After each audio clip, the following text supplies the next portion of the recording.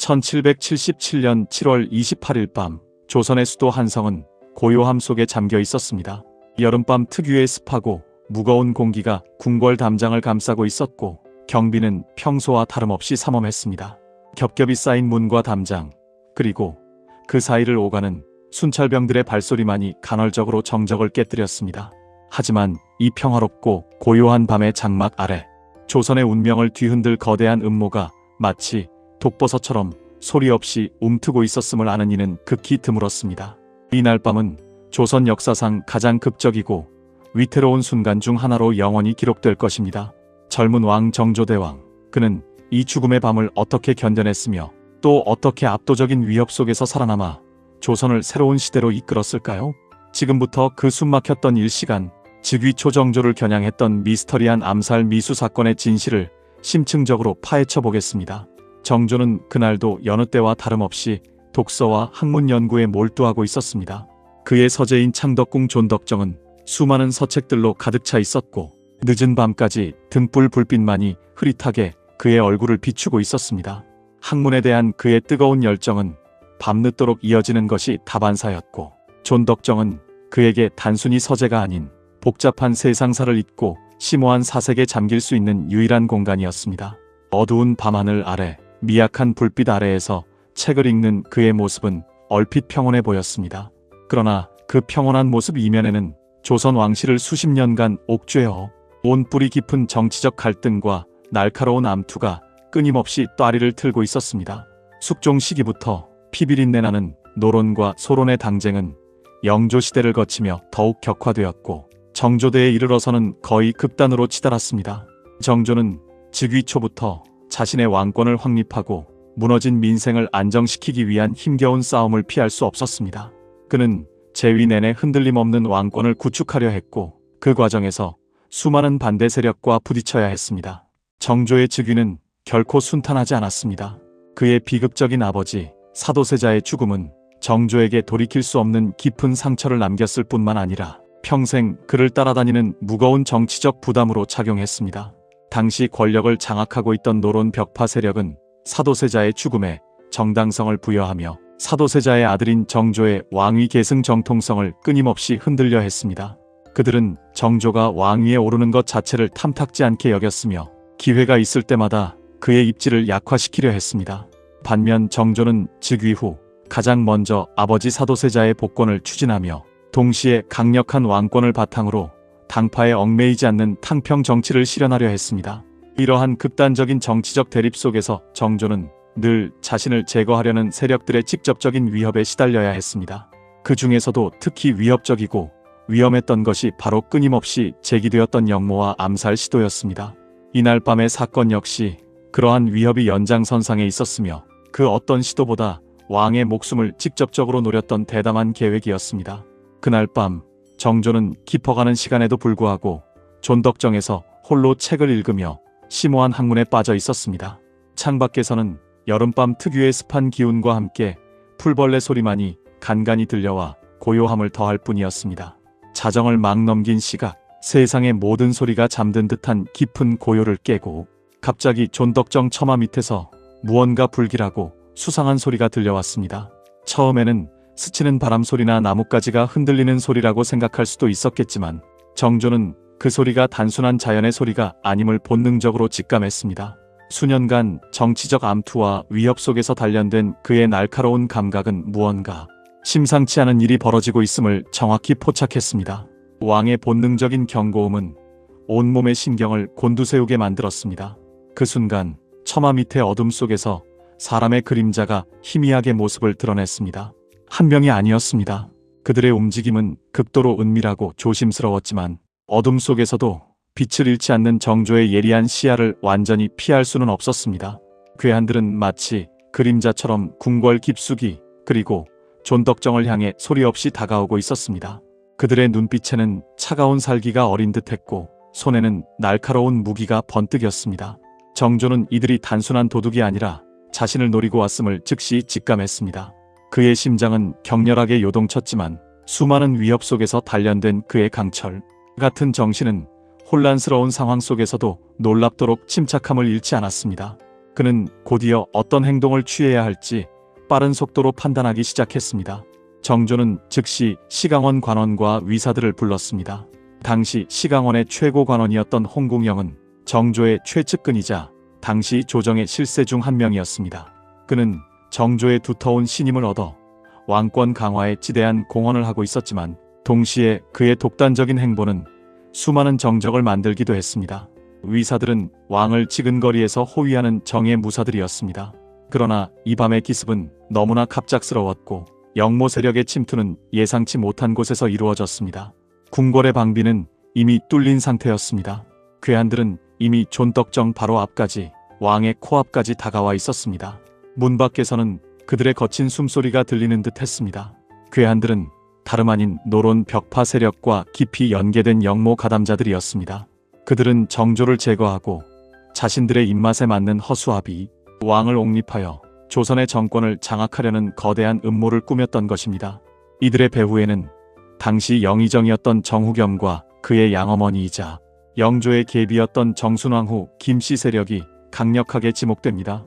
정후겸은 자신의 기득권과 권력을 유지하기 위해 개혁 군주인 정조를 눈엣 가시처럼 여겼고 정순왕후 역시 사도세자 문제로 인해 정조와 첨예한 대립각을 세우고 있었기 때문입니다. 이들의 야심과 복수심이 결합하여 조선의 심장을 노린 끔찍한 음모를 꾸민 것입니다. 괴한들은 더 이상 기다리지 않았습니다. 존덕정의 육중한 문을 부수고 안으로 침입하려 했습니다. 쾅! 쾅 하는 둔탁한 소리와 함께 문이 격렬하게 흔들렸고 일촉즉발의 위기 상황이 현실로 다가왔습니다. 정조는 눈앞에 닥친 죽음의 위협 속에서도 놀랍도록 침착하게 시강원 관원들과 위사들에게 대응을 지시했습니다. 그는 병력을 증원하고 궁궐 전체에 비상령을 내려 모든 경비를 강화할 것을 명했습니다. 그러나 시간은 정조의 편이 아니었습니다. 괴한들은 이미 코앞까지 닥쳐와 있었고 외부 병력이 도착하기 전까지는 오직 존덕정 안의 인원들만이 왕을 지켜야 하는 절체절명의 상황이었습니다. 이때 정조의 비범한 용기와 뛰어난 기지가 어둠 속에서 빛을 발했습니다.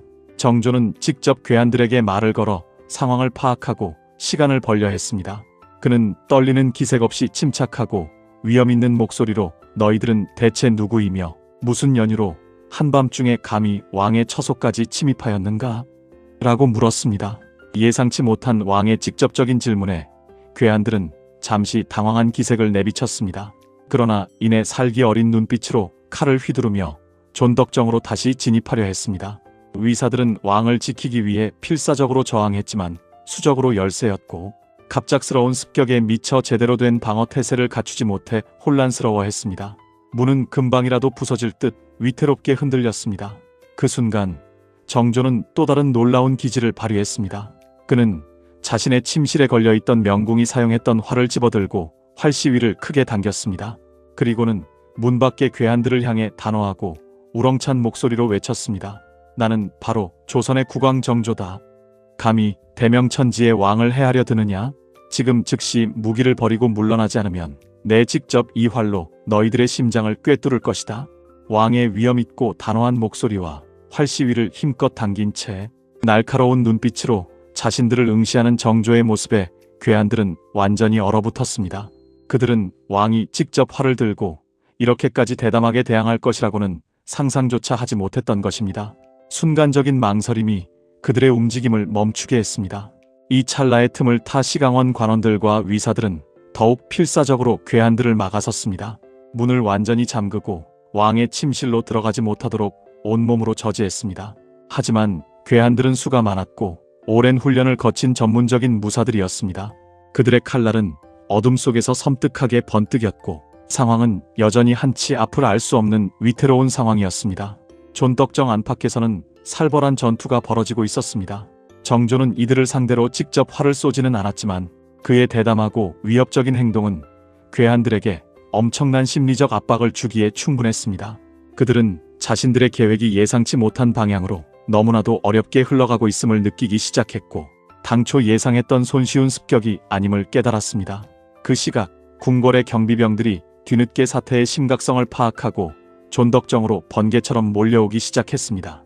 홍궁영은 자신의 뛰어난 지휘 능력을 발휘하여 병사들을 신속하게 배치하고 괴한들을 겹겹이 포위하기 시작했습니다. 궁궐은 순식간에 아수라장이 되었습니다. 칼과 칼이 부딪히는 쨍그랑거리는 소리, 사람들의 다급한 외침과 비명소리가 밤의 깊은 정적을 갈랐습니다. 괴한들은 자신들이 완전히 포위되었다는 것을 깨닫고 당황하기 시작했습니다. 그들의 얼굴에는 초조함과 공포가 스치기 시작했습니다. 처음의 기세는 온데간데 없이 사라지고 말았습니다. 싸움은 매우 치열하고 격렬했지만 결국 궁궐의 정규 병력과 추가로 투입된 병사들에 의해 괴한들은 하나둘 제압되기 시작했습니다. 일부 괴한들은 필사적으로 어둠 속으로 도주를 시도했지만 대부분은 사로잡히거나 그 자리에서 치명적인 상처를 입고 쓰러져 죽임을 당했습니다.